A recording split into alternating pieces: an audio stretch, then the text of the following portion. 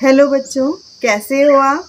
मैं सरिता भालोटिया बुक शुद्ध विद चाय पर आपका हार्दिक स्वागत करती हूँ।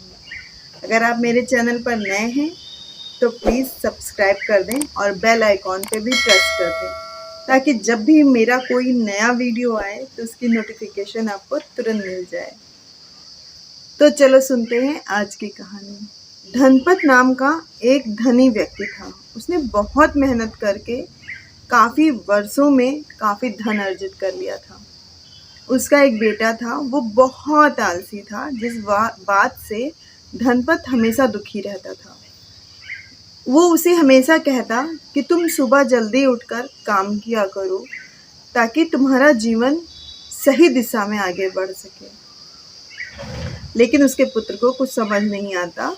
वो आराम से देर तक सोता और फिर पूरे दिन आलस में इधर उधर बैठकर बिता देता था। एक दिन धनपत ने सोचा, इस तरह तो बेटे का जीवन नष्ट हो जाएगा, इसके लिए कुछ तो करना चाहिए। उसने अपने पुत्र को बुलाया और गुस्से में बोला, अगर तुम आज 1 रुपया कमा कर नहीं लाए तो तुम्हें मैं रात का भोजन नहीं दूंगा। उसका बेटा बहुत परेशान हो गया क्योंकि वो जानता था उसके पिताजी जो कहते हैं वही करते हैं।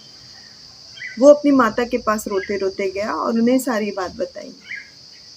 उसकी माता ने उसके आंसुओं से द्रवित होकर उसे 1 रुपया दे दिया।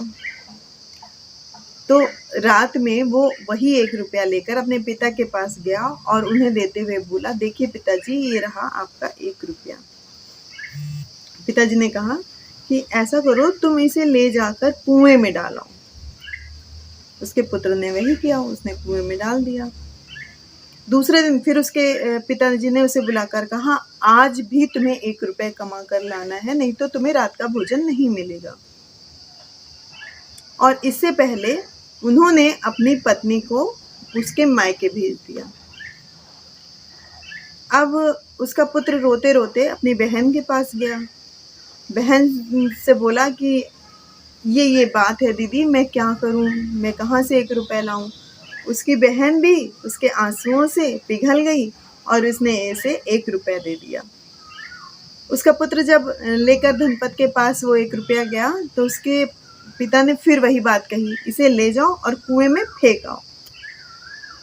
उसके पुत्र को थोड़ा सा आश्चर्य तो हुआ, लेकिन जैसा पिता ने कहा था उसने वैसा ही किया। उस रुपए को ले जाकर उन्होंने कुएं में फेंक दिया।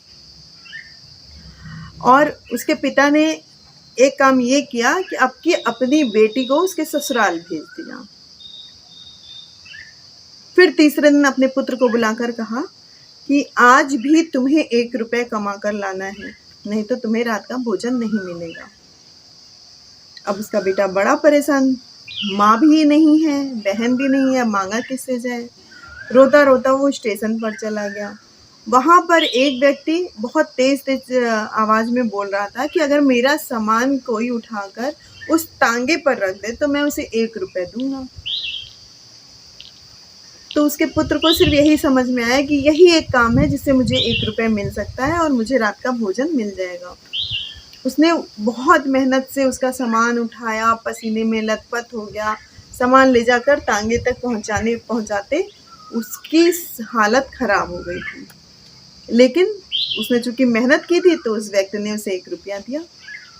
वो 1 रुपया लेकर शाम को वो अपने पिता के पास आया और उन्हें वो रुपया दिया। उसके पिता ने कहा कि ऐसा करो, तुम ये 1 रुपया ले जाओ और कुएं में डालो।